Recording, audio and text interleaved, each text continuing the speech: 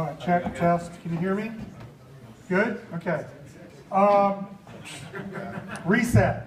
Okay, so from a group level, from an organization level, what's the behavioral changes? And we came up with a model, which we explained a bit at the break, but I'll go through really quick.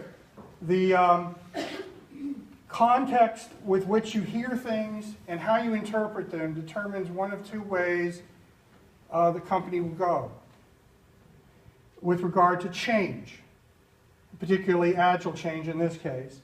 So we consider that the default way of interpreting things gets you into a fear chain and a feedback loop based on, oh my gosh, what's this going to mean? Am I going to lose my job, my status, my power, my position? Are there going to be layoffs? All the negative thinking that is actually normal as a sort of a default behavior on this planet, really, but certainly in the U.S., of what happens when you try to introduce change. But there's another way to do that. There's another shift that's possible, which is the possibility chain, and what we call possibility-driven feedback, which is to look, how you interpret the change could be, wow, this is an opportunity for me. This is an opportunity for my friends. We're going to shine. I can get a promotion out of this. I can have fun. This is going to be great. This is not where you go by default, but if you can get the company to do this, you create such things as a sense of real team, increased self-esteem, a sense of curiosity, a feeling of appreciation, and actually having fun. So if you're looking at the change in this context, it's welcomed and embraced. You get creativity.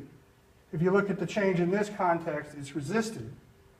And the trick then is, how in the world do you get and it's based on how it's interpreted. So how do you interpret the change, and how do you get the company to interpret the change in a way that empowers people versus disempowering them? Now, our sense was we start with the executive team. And they have to themselves shift how they are interpreting and create the possibility for themselves. Am I making sense? Because I want to check in with you. Does that follow? Okay.